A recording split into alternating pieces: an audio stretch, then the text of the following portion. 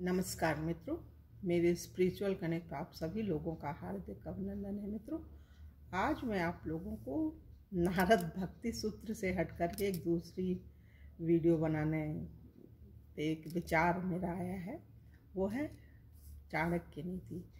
तो मित्रों, इसमें ये टोटल 17 अध्याय हैं।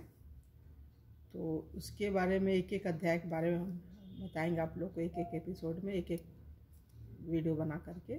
लेकिन अभी हम सोच रहे हैं कि एक इंट्रोडक्शन वीडियो ज़रूर बनना चाहिए। तो ये चाणक्य नीति पे एक इंट्रोडक्शन वीडियो है, तो इसके बारे में सुनना बहुत ज़रूरी है। मतलब तो चलिए हम लोग शुरू करते हैं इंट्रोडक्शन वीडियो के बारे में। आचार्य चाणक्य का पूरा नाम विष्णुगुप्त था। आचार्य चाणक्य जिन्होंने ये चाणक्य नीति लिखी है, और भी बहुत सारी पुस्तकें उन्होंने लिखी है, लेकिन एक अद्भुत ग्रंथ है, तो उसके बारे में। तो इनका पूरा नाम चाणक्य जी का विष्णुगुप्त था। उनके पिता का नाम चरक था। उनका विश्व प्रसिद्ध ग्रंथ चाणक्य नीति है। इसके बारे में कहा जाता है कि यह चंद्रगुप्त काल का राजनीतिक, अर्थ और धर्म का दर्पण है। ये आचार्य चाणक्य किस काल में हुए, इसके लिए हमें चंद्रगुप्त मौर्य के काल में जाने की आवश्यकता पड़ती है। ईसा से लगभग 322 से 325 ईसा पूर्व मौर्य सम्राट चंद्रगुप्त मौर्य का काल बताया जाता है। इस आधार पर चाणक्य का काल आज से लगभग 2325 वर्ष पूर्व माना जाता है।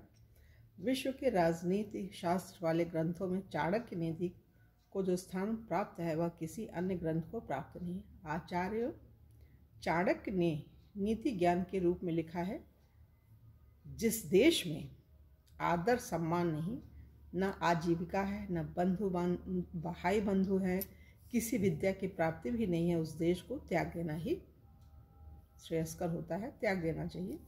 अपने नीति ग्रंथ के बारे में स्वयं चाणक्य ने लिखा है, प्राचीन आचार्यों ने राज्य की प्राप्ति और सुरक्षा से संबंधित जितने भी राजनीति शास्त्रों की रचना की है, उन सब के सार का संग्रह करके मैंने अपना अर्थशास्त्र लिखा है।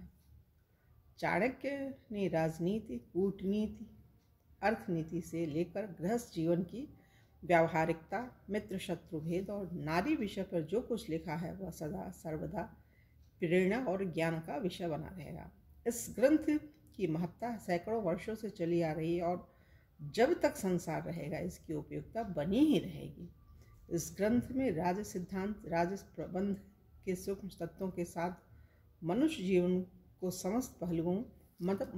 के समस्त पहलुओं पर प्रकाश डालकर मनुष्यता के मार्ग पर चलने का ज्ञान कराया गया है। शत्रु मित्र से कैसा व्यवहार करना चाहिए, इस ज्ञान को चाणक्य नीति से अर्जित करने वाला मानव अपने जीवन में कभी धोखा खा नहीं सकता है। बहुत बड़ी बात है मित्रों। ये चाणक्य की तुलना यूरोपीय राजनीति विशेषज्ञ मैकियावली से की जाती है। वे वस्तुतः भारतीय राजनीति के जन्मदाता थे। उन्हें महापंडित कहा गया। प्रसिद्ध चीनी यात्री फाहरान ने आचार्य चाणक्य की सादगी से प्रभावित होकर लिखा है, जिस देश का प्रधानमंत्री वन में किसी साधारण झोपड़ी में निवास करता है, उस देश की जनता बड़े बड़े महलों में रहती है, और जिस देश का प्रधानमंत्री राजमहलों में रहता है, उस देश की आम जनता झोपड़ियों में रहती है। चीनी यात्री ने प्रधानमंत्री के वन की झोपड़ियों में रहने की बात आचार्य चाणक्य के लिए ही कही है। चाणक्य ही एकमात्र विश्व के एक ऐसे व्यक्ति हुए हैं जो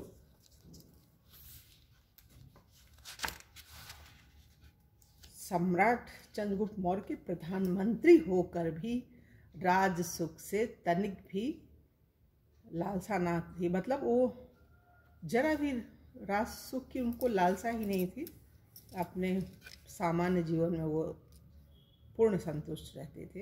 वे पूर्व की भांति अपनी वन की कुटिया में निवास करते हुए सम्राट को राजकाल व्यवस्था से संबंधित परामर्श देते रहे। उन्होंने न सिर्फ राज चलाने का परामर्श ही चंद्रगुप्त को दिया, बल्कि उन्होंने तो चंद्रगुप्त को सम्राट ही बनाया था। चाणक्य किसी राज परिवार से संबंधित नहीं थे। वे तो एक महाविद्वान ब्राह्मण परिवार में जन्मे और पले थे। उन्होंने तक्षशिला विश्वविद्यालय से राजनीति में स्नातक की शिक्षा ग्रहण की थी।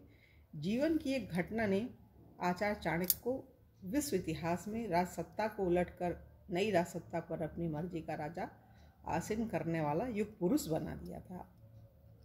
उस समय के मगध साम्राज्य के अहंकारी राजा महानंद ने अपने पितृ श्राद्ध के ब्राह्मण भोजन के अवसर पर चाणक्य को भरी सभा में महज इस कारण से उठा दिया था कि उनका रंग काला होने के साथ साथ चेहरे पर कुछ ऐसे सख्त भाव थे जो राजा नंद की नज़रों में उसे कुरूप ठहरा रहे थे। राजा नंद ने चाणक्य को भरी सभा से निष्कासित करने का आदेश दिया था।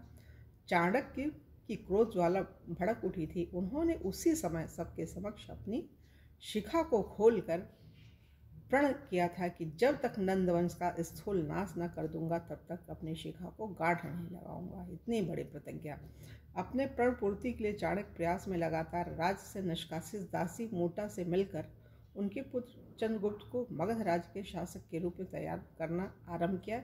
इसे राजनीति की शिक्षा थी। इस प्रकार चंद्रगुप्त को तैयार किया कि कूटनीति द्वारा इसे नंदबेला में भर्ती करवा दिया। चाणक्य की दूरदृष्टि राज सिंहासन पर लगी थी। नंद सेना में विद्रोह करवाकर चंद्रगुप्त को सत्ता संभालने का अवसर प्रदान कराया। नंद का कटा सिर देखा, नए वंश का उदय हुआ जो इतिहास में मौर्य वंश के नाम से जाना जाता है। इतिहास के पृष्ठों में ऐसा विलक्षण पंडित दूसरा नहीं मिलता जिसने पूरे एक काल का उलटफेर कर डाला हो। इस प्रकार अपने प्रण की पूर्ति कर शिखा बांधी और सम्राट चंद्रगुप्त के प्रधानमंत्री बनकर उसके राजकाज को चलाने में महत्वपूर्ण योगदान दिया। उनके लिखे ग्रंथों में चाणक्य नीति सबसे अनमोल ग्रंथ है। इसमें राजनीति और जीवन का सार छुपा हुआ है। आप भी पढ़कर सच्चाई को स्वीकार करेंगे, ऐसा लेखक, प्रकाशक सब बोल रहे हैं और हम भी बोल रहे हैं मित्रों।